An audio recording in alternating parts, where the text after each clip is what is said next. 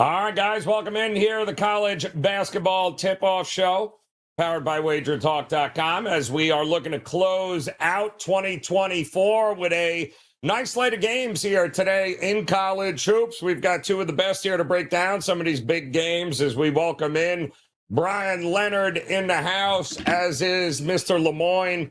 Adam Trigger ready to roll here and cash a few tickets on a couple of good ones here, guys. And let's start with, it's been a while since we've seen Kansas State being a dog like this against Cincinnati, but yet here we are in a different world here in 2024. Brian, let me start with you here when it comes to hasn't exactly been a great start to the season for Kansas State, but then again, that's why they're catching 4 points in this spot. Total around 140 and a half. What do you like in this game? Well, I sure hope Kelly Vegas is doing another show because I hate to upset her because she does hold grudges here, but I like the Cincinnati Bearcats here. 10-1 on the season.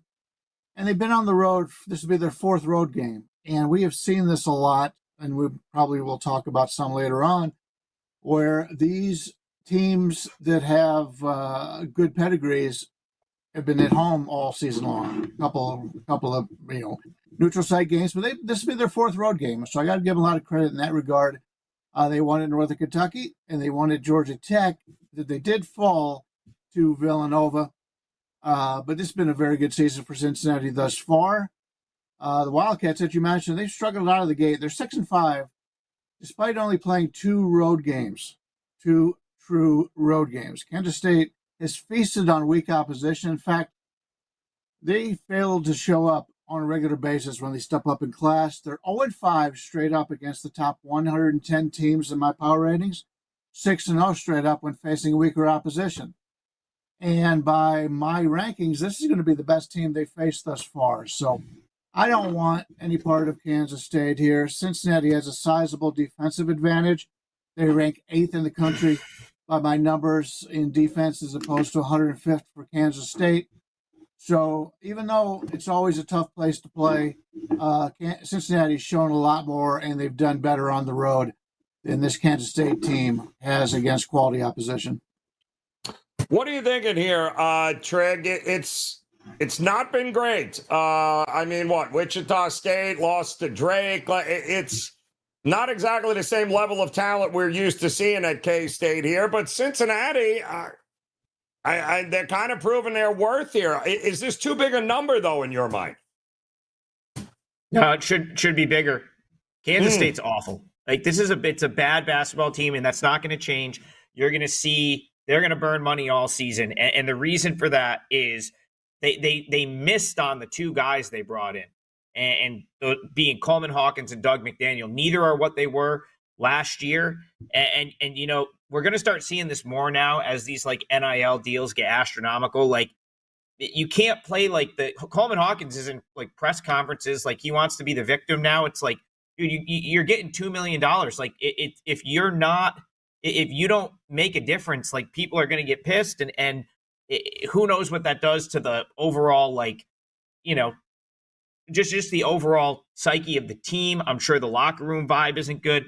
I'll go back to the beginning of Jerome Tang's tenure at Kansas State. If you remember 3 years ago when Jerome Tang showed up, Kansas State was supposed to be the worst team in the Big 12. They were consensus last in the Big 12. They made the Elite Eight, and the reason they made the Elite Eight, they hit a home run on Marquise Noel and Keontae Johnson. And then last year, Kansas State wasn't a good basketball team last year, but Tyler Perry was good enough and Arthur Kaluma was good enough to keep them just on the sort of fringe of not, totally going off the rails. They would win a big game here and there in conference play. And I actually thought they overachieved to an extent, even to get in the mix of being a tournament team and then getting to the NIT. This year's team, they had no talent left from last year. So essentially Coleman Hawkins had to come up it had to be the home run sort of transfer. McDaniel had to be the home run transfer. Neither of those things have happened. It's a bad team, and now they're going to play a Cincinnati team that's a very good team, and actually might be a little bit underrated because Dan Skilling's missed 6 games. And he, in my opinion, he is as important to what Cincinnati wants to do as anyone on that roster. I don't think they lose to Villanova if he is not out for a couple of games. He's now back. Cincinnati's looked great since he's returned. That I make the number 7. The only reason I haven't bet this is because I still get scared of like this spot, right? Like Kansas State just got obliterated by Wichita State. They've now had 10 days to go and like figure things out. I mean, do they come out and like play awesome here? I don't think so, but I have a hard time betting into that. So even though my number says Cincinnati, my handicap very much says Cincinnati. I don't think this is going to be your huge, like crazy octagon of doom crowd that you would normally get for conference play because it's like the night before New Year's Eve. I just couldn't bring myself to do it, at least not yet. But man, everything, all the basketball reasoning here in the world to like Cincinnati, I just don't want to walk into like the one good game Kansas State plays. Yeah, that's the worry. It's in about it, right? They're going to have one of those games here, Trig, but maybe hopefully not tonight here, as it is a new era in college basketball. You don't have to look any further than my Oklahoma State Cowboys, who welcome in the Steve Lutz era to Stillwater tonight as they take on Houston. Boy, oh boy, this is going to be interesting. So we have Oklahoma State, who now just loves to run up and down the court, steal the basketball, get easy baskets, and run.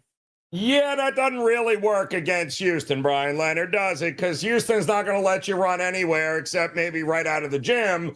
So tempo is going to be interesting with this one here. 12 and a half, I'm seeing Oklahoma State. They don't have any great shooters. They do get a lot of points in transition because of the defense, but man, this is a big step up here. But they've been really good at home, so they will have Stillwater behind them in this one. Is that enough to take the points in this one for you?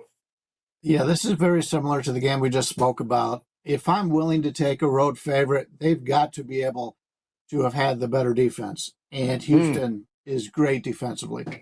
They're 8-3 coming in. Juwan Roberts is questionable, and Ramon Walker is out. This is the first true road game for Houston.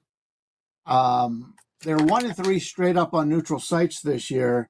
The opposition was Auburn, Alabama, Notre Dame, and San Diego State, so they played some really good teams. But it's a situation for Houston. They've been very good over the years. In their first game in conference action, I believe they were like 16-1 going back a few years. So they've done very well in these regards, but I would have rather them already scheduled a road game. That's probably the only drawback I hear on this one. The Cowboys enter with the same record, but have won both road games. They beat Tulsa and Seton Hall. They're a perfect 5-0 at home. And they haven't faced the likes of what the Cougars bring to this building. But they've been very good at home. They've played very well at home in this series. So it is a strong home court for Oklahoma State. But you are right. When it comes to defense, Houston can really, Oklahoma State could get on one of those streaks in this game where they just get outscored by double digits once, maybe even twice in the entire game. And that's what we're counting on here. Is I like the Houston side. And Houston, when you take a look at the talent, it's superior.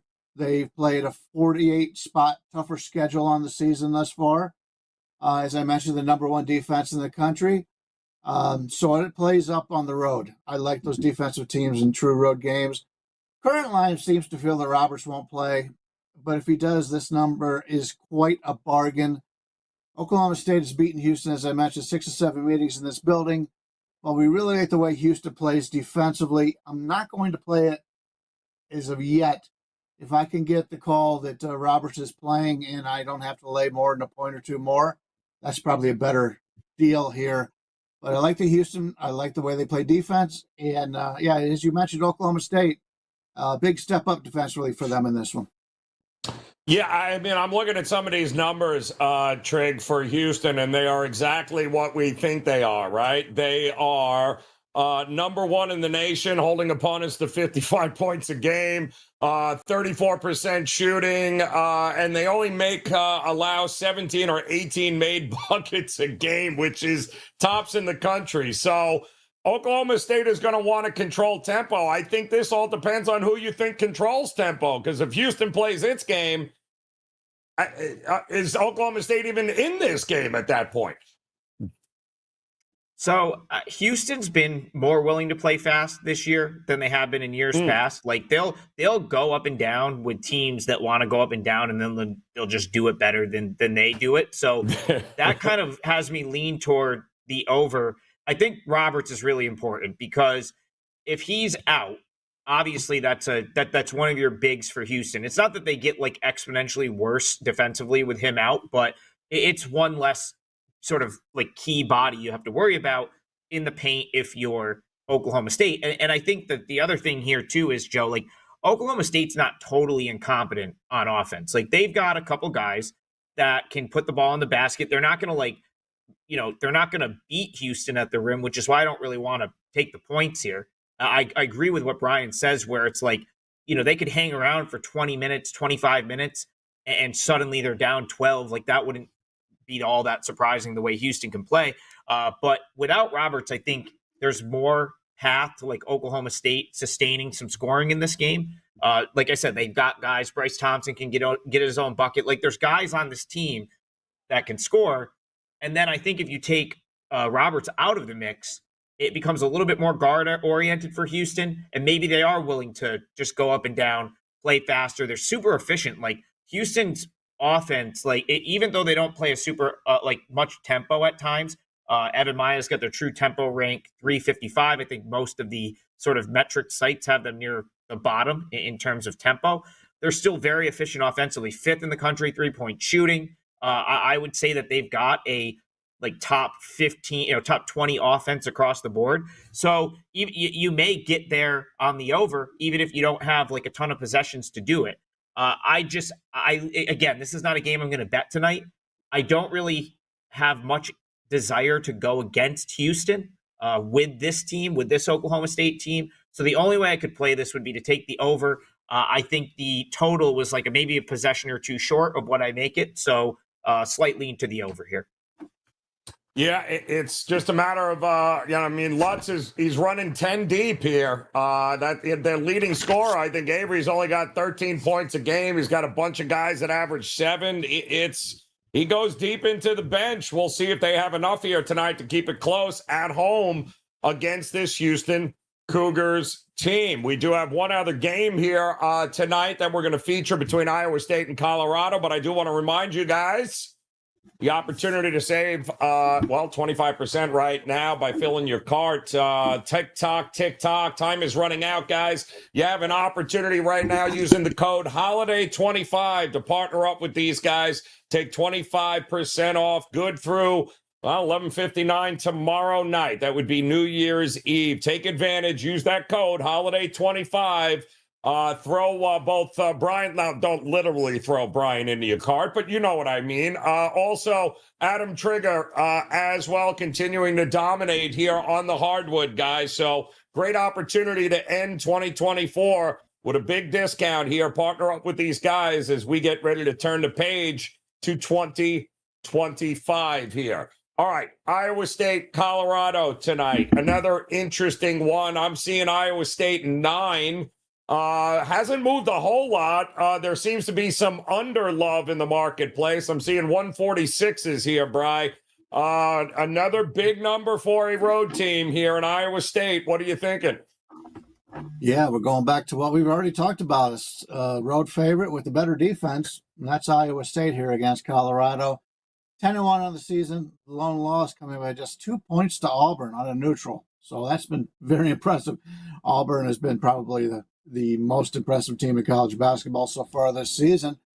But it's just their second true road game for the Cyclones. They defeated Iowa 89-80 on the road. Buffalo sit at 9-2 on the season. Their losses came to Michigan State and these same Cyclones on neutral courts. Losses by 16-28 when they played Iowa State before. Colorado was able to beat Connecticut. If you remember, Connecticut was in that tournament earlier in the season. I believe it was in Hawaii. and they won the game 73-72. So that's their only win on a neutral. They've yet to play a true road game. I think that'll come back to haunt them this late in the season when that does happen. And other than the previously mentioned tourney, the schedule has been very weak for Colorado. Iowa State has the superior talent. They rank 7th offensively by our ratings, 5th defensively. The early money back the Cyclones, but with just one road game played, I do have some concern laying this number because it is a pretty hefty number at 9. This Iowa State team, it's Iowa State or nothing right now. They've already beaten Colorado by 28, so what is their motivation? That is a concern here. I like Iowa State, but not enough to play. I don't want to be playing every game. I want to play the games that I think we have value, and right now I think this line is right. Right around the number there for Bry.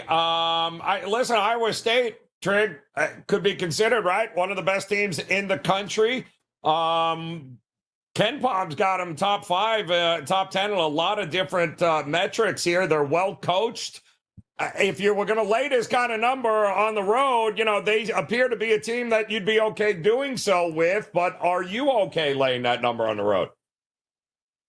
I mean, if I was going to bet this game, I would. I don't know how Colorado improves like 20 points from the first meeting, right? So it's worth noting that game was in Maui. But right. I'm more talking about like just the way that game went. And so first of all, Brian's right. Iowa State, top 10 offense, top 10 defense. Their offense is so much better than it was like the last couple of years where, Iowa State's been a good team for a couple of years, but now they're an elite team because their offense is super efficient. They shot over 60% in that first game with Colorado. And the other thing they did that I don't know how Colorado avoids this is turned them over a bunch. And Colorado's done that against every team they've played, not just the good ones. So you look at Colorado right now, 14 turnovers a game. It's one of the worst marks in the country. Iowa State's defense is really good. They'll press. I don't know how Colorado cleans it up enough to have this drastically different outcome. Now, I do think it's worth noting that, it's a conference game. It's not in Hawaii. Those games don't really matter as much. But if you want to look at that game not mattering as much, then you've got to put less stock into the UConn game, which we knew UConn could have cared less about. If you just followed along with UConn, once they lost to Memphis, they were very much checked out of that tournament. And so that's really, I think Colorado's kind of living off that result. Because if you look at their other 2 games in that tournament, when they actually stepped up and played decent competition, they were blasted by Iowa State and they were blasted by Michigan State. And like Brian said, what they've done non-conference this year, not their fault, but it's just the teams that are typically decent are not, that have found their way onto their schedule. Like Colorado State is down this year. South Dakota State doesn't have like the world beater team like they've had in past years. They're good, but they're not great. That was a game where they won that game, but they were also like an 8-point favorite at home. Barely get by Northern Colorado, struggle with Pacific. No one else really good on their schedule, so they are stepping back up in class here again. I don't love that for Colorado. Now, it's Boulder. They're at home. Could they play their way to like a respectable result? I suppose. Like they're not a terrible team on either end of the floor. Like I think they play a decent style. They're okay defensively. They're good enough offensively, and that could turn into covering 9 at home. But if I had to play this, Iowa State's elite right now. That loss that Brian talked about, they had a 16-point lead at halftime. Should have never lost that game. And if they don't lose that game, then what's the number? They're coming in here undefeated. I'm not betting against Ohio. I'm not betting against Iowa State right now, and I'd actually would lay anything up to 10 here. I think they find a way to pull away and win this one by double digits. Yeah, I'm with you there. Iowa State is no joke this year. Offensively, what a difference a year makes. My goodness. All right, there you got it, guys. 3 big-time games here on the board. Shout out to those of you in the chat room joining us. AOD in the house. Richard Lockhart here. Titan CT. Always a pleasure to see you guys. Somebody ought to tell I believe it's AOD that Akron game is already on, but that's okay. Since they're leading, I'll go with Akron. We do have a couple of questions on some games coming in. right now. And, of course, we'd be shocked. And this could very well be a Trig best bet at some point coming up here. We'll talk Cornell in a minute as that game is getting ready at 4 o'clock Eastern time. But this was another interesting game late night here with UC Irvine and Cal Baptist. 3.5, I see UC Irvine laying 143.5. Interesting matchup here. I don't know, Brian, do you have you got any thoughts on this game coming up late night tonight? Yeah, I may be looking at it a little different way than my colleague here, which is good because we seem to agree a lot. Irvine's played the tougher opponent schedule, 158th compared to 194. When I take a look at their players from top to bottom, they've got, at least in my mind, they've got the better players here. Defensive rank is the big advantage for me in this one. Irvine's 33rd in the country. Cal Baptist 262. I made money on Cal Baptist. This is a team that I think we can continue to make money on, but I think they're stepping up to a higher ranking of what they played so far. Irvine's a pretty good team. They did get blown out the other day, which was a little bit of a surprise, but Irvine's got a good tradition there, and I kind of prefer the road favorite in this one. Liking a road favorite. How about you, Trig, with these two teams? You leaning one way or the other in this one? Should be a good one tonight for sure.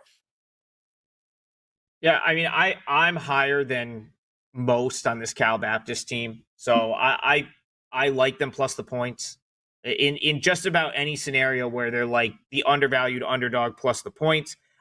Last year Dominique Daniels he missed like a lot of the season, a lot of the second half of the season, and they were very solid in non-conference play last year and sort of tanked in WAC play without him.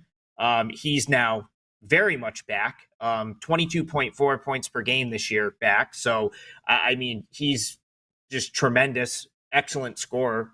And then, something I like about Cal Baptist is they went out and got guys like A.J. Braun, came over from Wright State. Like, Javante Johnson is solid. Kendall Coleman's having a great season. So, like, right now, like, it's Cal Baptist or pass in a lot of these for me. If they step up, they've actually had okay success stepping up and playing some of the bigger teams. Haven't covered all of them, but there was one, I think it was SMU, that they gave a great game. Ended up beating Fresno State twice. They have 2 wins. Fresno State's not great this year, but still 2 wins there. So, like, they're the type of team I may pump the brakes when they're playing like top tier competition, but against another team from like one of these Western conferences. And yes, Irvine is typically one of the better ones. I also think that matters a little bit here. Cal Irvine has sort of built up the reputation over the past decade or so as like one of the teams to beat from these smaller conferences out west. So I think they'll be up for this one. So I lean toward the Lancers plus the points. All right. Kind of a different team on the road, too, UC Irvine. So Cal Baptist at home plus 3.5 is what we are seeing on that one. Now it is time, of course, to talk some best bets here on the card today. Some nice games here across the board. Brian Leonard, we'll start with you. Of course, we told everyone using that code HOLIDAY25 will get them 25% off to partner up with anybody at WagerTalk. What do you have going on your page at WagerTalk here tonight heading into the new year? And what's your best bet for us? Yeah, I've got a little everything. I believe I have one play in every sport going today. We've already talked about Cincinnati. That was my only true play for clients today. You got that for free. And we'll speak another one I like here. But I think my top play today is in the NBA. And we've been on a pretty good run in the NBA, 10-2 overall. It's been really good over the weekend. We're looking to continue that today. Pick up everything for, the 39, or you can get our best bet. And either way, you're saving the 25% off until, as you mentioned, midnight tomorrow. I am going to take a look at this Oakland, Arkansas game because I think it's an interesting handicap. Oakland's a team that they haven't played a home game since beating Wright State in December 5th. They went to Youngstown State. They played neutral against Michigan State. They went to Cleveland State, coming off 2 other neutral games against Loyola Chicago and Oregon State. And their last game was in Hawaii. And that was just a couple of days ago on the 25th on Christmas. They played on Hawaii. So you're coming back from Hawaii, but they didn't go and play home. They had this stopover in Arkansas. There's a lot of teams that make this move to Hawaii, and they play pretty good in Hawaii, and then their next game is like something they have to throw in there before they get back home. And they will be coming home to play Milwaukee and Robert Morris the next 2 days. So that is always a concern from these teams in that regard. But yet, when I took a look at the lines today, Arkansas opened up 18.5. I see them down to 17.5. If you're willing to play some juice, you can lay 16.5 at Pinnacle today. So money has come in on Oakland. And when money comes in that bad situation, I've got to pay a little of attention to it. Oakland is one of the slowest. I believe they're 354th in pace. They've gone over like the last 5 games, but really when they step up in class and playing the good teams, they've been playing a lot of unders. So I like the under here. I think they're going to be able to slow down this Arkansas team that likes to run them all over the place, and they're going to take that time off the clock, keep this game close. And anytime you can catch 17 points with a team that wants to slow it down, I'm going to do that, and even fading this bad spot here for Oakland. Yeah, not good there. Don't mind the under in that look either here, but they just seem to dictate pace no matter where they go. That Oakland team coach has been doing it a long time. Trig, what do you got going on for us here tonight at WagerTalk.com, and which game you looking at for a best bet? Yeah, so I was trying to toggle my screen. That's okay. I have a 5% play in college football in one of the college football playoff games. That's what I have up for sale. I have 2 college basketball plays. I haven't put a package up for them yet. I'm going to give you one of them right now. And, if you want the full card, 1 day passes up. Coupon code HOLIDAY25, still good for anything on the site through tomorrow. So that's great on weekly packages, anything like that. I might add a third. I'm not sure. Had a terrible day yesterday after having a phenomenal week. I went 6-0 from Monday through Saturday, and then went 0-4 yesterday, Joe. I'll take a 6-4 week any week. That's great, but it's really annoying when it goes 6-0 and then 0-4. So I'm going to try to bounce back today, and I'm going to start this afternoon. So for the live viewers, you're going to get one of my client plays because this starts at 4 p.m. and it's my alma mater, Joe. I'm taking the Siena Saints. They are at Cornell. They're at Cornell. I was going to go to this game, but then I had to do every show today. I'm actually going to go out to Olean tomorrow to go to St. Bonaventure VCU. So I'll be watching this one on my couch. But listen, Siena had 10 days off from easily the most disappointing week of their season. They had 2 home games, St. Bonaventure and Holy Cross. St. Bonaventure came in, destroyed them, was never close, but that Bonnie's team is really good. And the Holy Cross loss, it was very disappointing because they were like a 6-point favorite. But Holy Cross, we'll just tip the cap. They went 15 for 29 from 3. Bombs away, they could not miss. It was just 3 after 3. They made everything in that game. And I just think a week off is going to give Siena a chance to regroup. And I think this matchup kind of favors them. It doesn't, I don't know if it favors Siena, but it's certainly going to be annoying for Cornell. I can just about guarantee that. Since the Fort Myers MTE, when Siena got blasted by Miami, Ohio, and Jacksonville, Jerry McNamara sort of made a point to slow things down. And actually, over the course of the season, Siena's playing one of the slowest tempos in the entire country. But the next weekend, they came out, played Canisius and Niagara in conference games, covered both of them, won the Canisius game, and did so by really just trying to operate in their half-court offense, slowing the game down and they have very good guards, Justice Schultz, Major Freeman, Andre Jackson's brothers on the team still, that they have really good guards that can make plays. And I think what McNamara wants to do is just put them in the half court, slow the game down, limit possessions, and let those guys kind of make plays. The reason that's tough on Cornell is they want to go back and forth. Even though Brian Earl is down with Steve Merrill now at William and Mary, his assistant runs the same stuff. It's back and forth, up and down, super fast, fire a three. It's just the same offense, although they're not as deadly from three as they were, in my opinion, the last couple of years. So what I think you get here is potentially Siena getting Cornell into a half-court game, which is not what Cornell wants to do. They don't play great half-court defense. Defensive metrics are not good on the Cornell side, and they don't defend great in the half-court. The other thing they'll do, and this is important for a 12-point underdog, Cornell will fly down the floor, but then they'll forget to get back sometimes, and they'll give you a bucket back because they don't get back on defense. And I think those two things with Siena's athletic guards are going to keep them in this game enough to cover 12. So I took the points here. Plus 12, I think, is just a huge number in a game that, like, I think Siena will they're going to take it seriously. They've got a ton of time to prepare for this game. I just think this one's more competitive than the market thinks it's going to be. And I took the 12 points. So Siena plus 12, 4% client play for me. Hopefully we get this week kicked off on the right foot with a win.